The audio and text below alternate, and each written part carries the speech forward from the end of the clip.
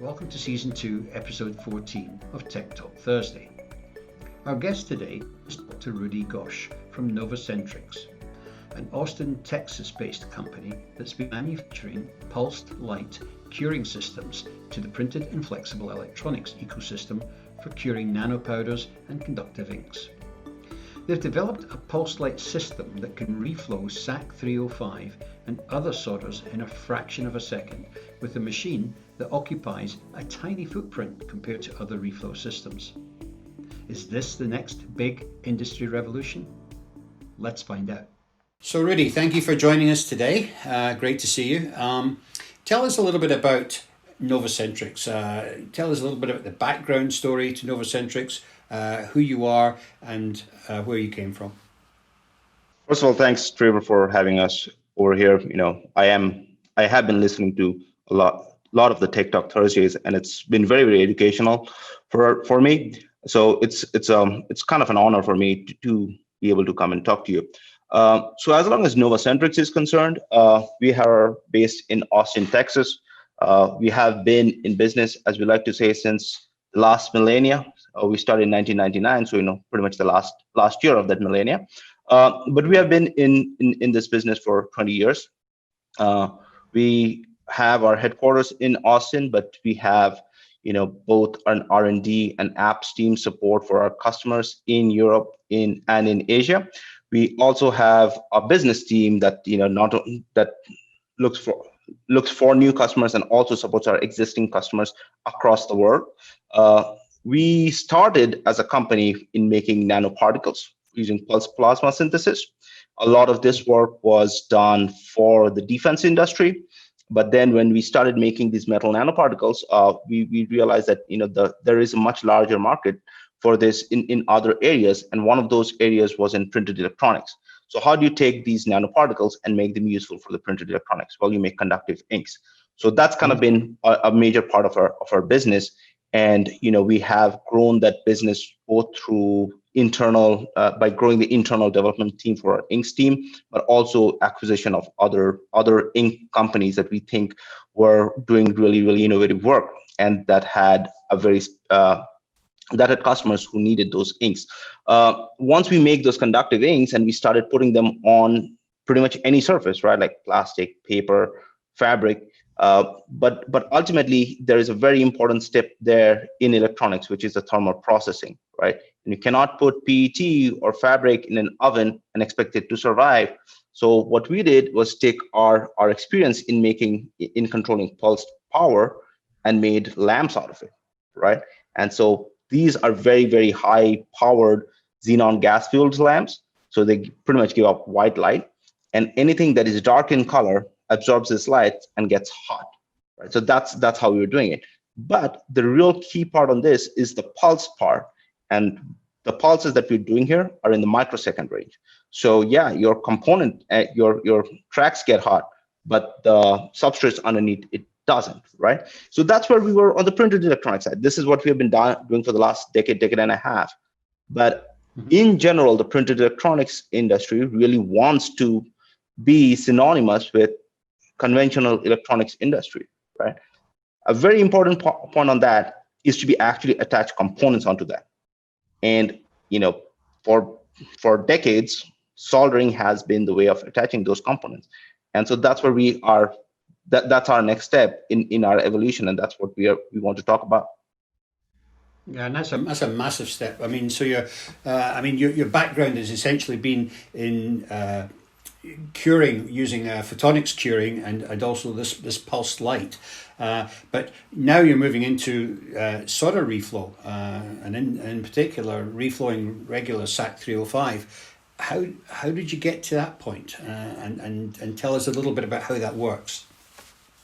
Great question, because it's not an easy, exactly what you mentioned. Like it's a massive step, and this would not have been possible if we hadn't done some really, really fundamental changes in the architecture and design of the tools that we have.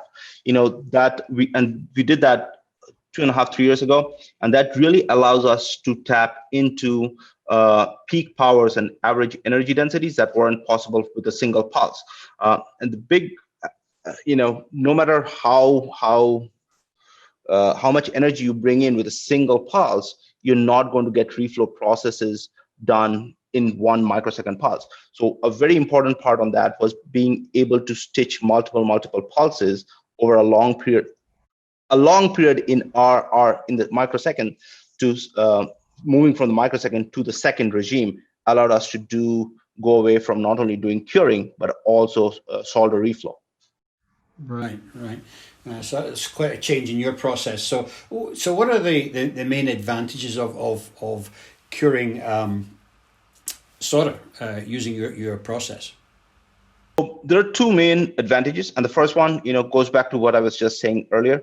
Is this is a long process, but it's a long process by our standards. It is still in the seconds. So one of the biggest advantages that we have is the really high throughput that we can get.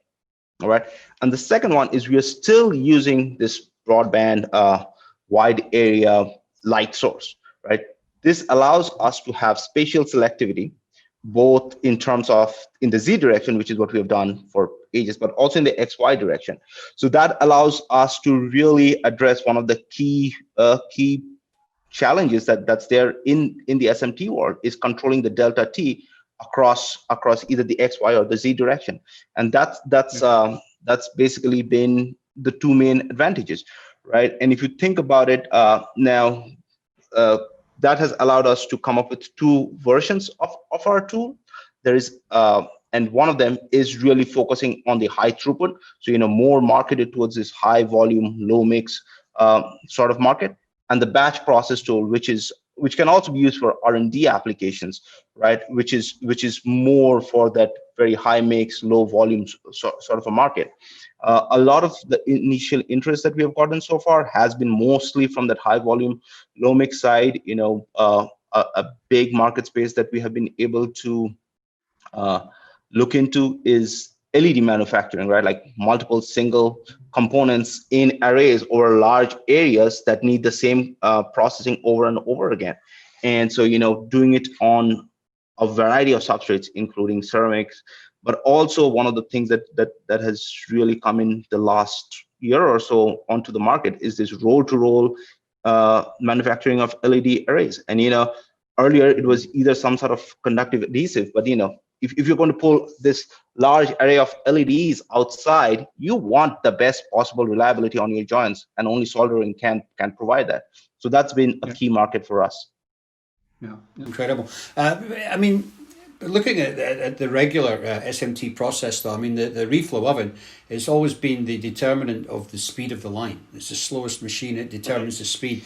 Using your system, first of all, the footprint is, when you look at the actual form size of it, is much smaller. So it takes up a fraction of the space of a reflow oven. Yeah. But I mean, does this process allow the line to go faster? Absolutely. So we basically take the slowest part of the line and make it the fastest part of the line, right? So that by itself is incredible. Anecdotally speaking, for this specific 0603 LED on a polyimide substrate with with etched copper with an inic finish, I've been able to do that solder reflow and a very reliable joint that looks exactly like something that has gone through a conventional oven in a quarter of a second, right? A quarter of a second. And you can process, I'm talking about a single LED, but since this is a wide, it's a broad area lamp, you can do anything within a panel in the 3-inch by 12-inch size within that quarter second. It's possible. Now, the other important thing is going back to the footprint, right? Right now, because the reflow processes are so slow, you actually have only one reflow oven per line. Now, if your reflow oven becomes really fast, and you can actually line up, you can use multiple lines coming into a single reflow process, which is, in this case, would be our pulse forge tools. So, it's saving a space. It's in terms of footprint, not only by being small for one line, but it can actually take 10 possibly 10 or even more conventional ovens and replace that with a single tool. Wow, that's quite incredible. So let's look at the actual solder joint itself that you reflow. I mean, does this affect tensile strength of the joint or any of these other characteristics? So that's again a very important question. And as long as conventional substrates like FR4 or rigid substrate like FR4 or ceramic or metal, the tensile strength is pretty much exactly the same that you'd expect from a conventional reflow oven, right? What we have, but again, going back to a lot of the work we have done is also on flexible substrates, right? And in all of those, what we have seen, the failure mode is never the solder joint, but the adhesive that connects the tracks to the flex circuit, right? So either the etched copper or on polyamide or on PET. So that's been very, very encouraging for us. There are a couple of other things that have really been very, very encouraging for us is the fact that because we are controlling these pulses, we really have very, very good control over the peak temperature, how long you keep it at that peak temperature. That really allows us to control the thickness of the intermetallic layer very, very precisely. We can control if you want a 1 micron thick intermetallic layer, we can get that. If you wanted 6 microns, we can get there. Anywhere in between, we can get there. The other important part is the cooling is very, very fast. As soon as you turn the light off, you're taking off all energy sources. The tool does not remain hot. Your cooling rate being very fast basically means your microstructures become very, very small, and that allows a lot of strength for the joint. So these are things that are part of the tool just because of the tool is designed, but because of those specific things that we have been able to do with the tool, we have been able to get very, very good tensile strength of the joints themselves. Big data, artificial intelligence, and smart factory solutions are here now. Automated optical inspection is critical in a smart factory environment.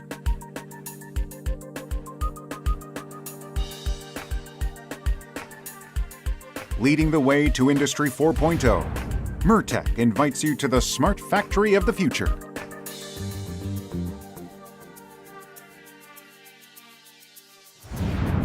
So what sort of feedback have you had then from the major solder producers? I mean, have you been working with any of these guys? Yeah, we have. And the first thing we did, a lot of the initial work we did on qualifying solders was do it for solders that our customers brought in, our end customers brought in, right? Like, this is a new technology. I'm not going to go to your factory and be like, oh, this is a new technology, but you have to use this completely new type of solder or paste, right? So we did a lot of work on that. But ultimately, when we were doing this sort of qualification, we saw the same solders come back over and over again because there are these 3 or 4 major manufacturers of solders and a narrow family of their solders that go to pretty much every contract manufacturers. So we went and talked to these solder manufacturers. We qualified those specific solders, but during this, we really built up good technology partnerships with them, and we have been able to see if they can make any new sort of solders that are optimized for this process. That being said, we are still working with a wide variety of solder alloys. We have done it from low temperature solders to SAC, which we work on a regular basis, as well as high temperature solders. And it has always been very, very I've always been very encouraged whenever I see that first sample I send out for them to explore and investigate, and they are like, it blows their mind that has been done within a quarter of a second on PET. Like, that is something that they never thought was possible, right? So that's always that first interaction I have where they cannot believe that it's been done that fast, and then I actually have to do the process in front of them, has always been very, very encouraging to me. Fascinating. I mean, you mentioned something there about the low temp solders. I mean, so you've had some experience of reflowing these. No issues there? No. Actually, we do a lot of the work with tin bismuth with silver, And that part comes from, as I was saying, we do have an inks team. A lot of the work they do is making screen printable silver inks. If again, it's with the SAC alloys at the reflow temperature that we need to take it to, there is a lot of dissolving of that silver, right? So that's not really an ideal solution for us. So for that business unit that we have, we were actually actively working with the low temperature solders, and we have seen very, very good results. We've also seen very good results with the low silver content SAC alloys like SAC 105. So we have been able to really look into those from a very selfish company's perspective, but now we have actually been able to qualify those and provide it to our customers. Right. Well, it certainly sounds a fascinating technology, Rudy. I mean, are there any downsides to it? Yeah, of course there is. This is not a solution for everything, right? The first thing that I said is the spatial selectivity, and the spatial selectivity is usually done by choice of color, right? So if you bring in a board with a black solder mask, that's going to be a problem for us for sure. That's the solder mask is going to do most of the absorbing, and everything else is going to get as hot or hotter. But so far we have been very, very happy with the feedback that we have gotten from our customers on that. Is like, if they have a dark colored solder mask and we're like, well, that's not really going to work, they have been very accommodating and changed the solder mask color, right? And that's, for example, if you make it green, that's a large part of it is getting reflected, right? So that's been pretty much the main issue here. And the second one is not necessarily a technological challenge, but a challenge for getting into an industry that really values maturity of technology, right? So we understand we're bringing in a new technology, so we are working with partners in being able to educate customers, customers of customers, and we will continue to do that. And one of the things that we are very proud of as a company in Novacentrix during our time and printed electronics is we do not really consider our customers as just customers. They are our technology partners. They are advocates for our technology, right?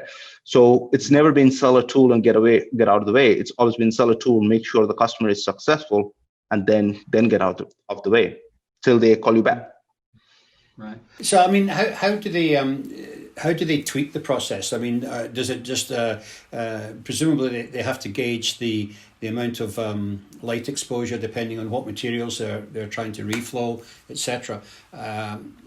How do they operate that, and does the machine actually gather that data to store it so that you have traceability of what happened with these boards? So again, this is very important, right? And let's go about how we tweak the process itself. There are two main parameters here, right? It's the average power and how long you bring it up for, right? By changing the average power, right, you're bringing in different amounts of power. So you're basically changing the ramp rate of how quickly or how slowly your temperature increases, right? And for how long you raise that is going to be controlled by the amount of time. Now, once you reach your peak temperature, right, you can then drop that average power and you can flatten it for a soak. All right, it's the ultimate thermal profile can be made to look very similar to what you'd see in a conventional oven. Except it's going to be condensed instead of being, in the many tens of seconds to minutes, you're doing it within a few seconds at the most, right? Mm-hmm. That's the way we would control how you control the processability. Now, since the very beginning, a really interesting part of how we build these tools, a lot of our initial tools for curing were for production and not for our R&D or lab scale tools. So a lot of the questions about traceability of these pulses, of knowing exactly what each of these components have gone through, has been very important for more than a decade for us, right? So we have been working on that, and that is built into the system. I work with this one tool that's once in a while that's been pretty old, like it's beat up and old, like 6 years old, but I can still go through the logs and find out what was done 6 years ago on a middle of December Wednesday and get that data out. So it's something that is hardwired into those tools. But we also work on the integration side of with our customers if if we need to integrate everything to their line and be able to make sure logging from their other units also work with ours. Right. Yeah. Yeah. And with all this factory of the future stuff coming in, it's critical that any new production equipment has that capability and traceability. Yeah. So, how safe is it to use? This has been a very, very important factor for us, right? There are safety interlocks everywhere. If you take a step back, at its peak, the amount of light energy that we're putting down in that 1 microsecond to 100 microsecond timeline is more than 500,000 suns shining at the same time.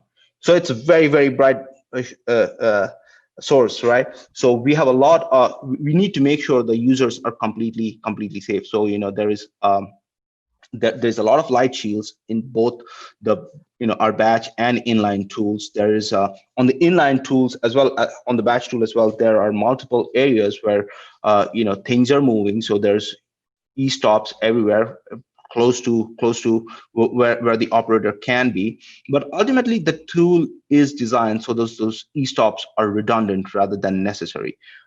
So that's how our tools are designed. It has all the certifications that are required across the world. We sell a lot of tool in Germany. We'll sell a lot of tool in Japan. We'll sell a lot of tools in China. And we understand each of these places has different safety requirements, and we by our years and decades of experience on making these tools and selling them, we have a pretty good handle on the safety side. Good. So, absolutely fantastic story. What's next? One of the mantra of our company has always been inspire, innovate, deliver, right? So that's what we continue to do. On the soldering side, we will continue to, engage with the community, try to see what the requirements are, what is the best fit for the for members of that community with our technology, and try to really actively participate with those members. That being said, there are other things. One of the things that we are very, very proud of that we're working on is this sort of contactless printing. For earlier, in one of the discussions that you had, there was this talk about the necessity of being able to put down different thicknesses of solder across different areas. How do you do that? And we think we have a solution. And we'd be very, very happy to talk to customers who have that specific need and be technology partners for them. That's interesting. Yeah, the problem's been is obviously getting the speed to be able to put down these things, because at the moment you're using stencil printing, which is a very old technology, but it's a very fast one. But Read that. We will do it in the microsecond range. Okay. All right. Well, we'll certainly. Yeah. The speed part has always been very, very important for us, right? So, and again, without trying to sound cliched on this, like, we are using light, so why not use the speed of light? Yeah. Absolutely fascinating discussion, I'll tell you, honestly. And a great one to finish up our year here on Tech Talk Thursday. Rudy, I want to thank you for joining us. I want to wish you every success with this new product. What do you call it, by the way? Our family of tools are called the PulseForge family of tools, PulseForge tools, and our high volume tools that we are getting are called the PulseForge Inline. The low volume R&D scale batch processing tool is called the PulseForge Batch. Trevor, thank you so much for having me, for being able to talk about this technology that we hope is embraced by the community. And hopefully, once all these travel restrictions are over, we will be able to have you and other members of the community to come and take a look at this tool or process. We are always very, very happy to have technology partners, customers come and do their process development with us, and spend a couple of days here. We'll set up an office for you, and you can see how it's done. I'd love to see that. Absolutely love to see it. I mean, it's sounds fascinating. Rudy, thank you for joining us today, and best of luck. Thank you, Trevor. Well, that's it for another Tech Talk Thursday, and indeed another season. We've just recently put all of the Tech Talk Thursday programs for season 2 up on our YouTube site, so you can binge on them over the holidays. Have a wonderful Christmas holiday, stay safe, and look forward to joining you again for a much more prosperous 2021. Global SMT and Packaging opens the windows of the world to bring you the latest news and technologies from Munich, from Bangalore, from Shanghai, from San Diego.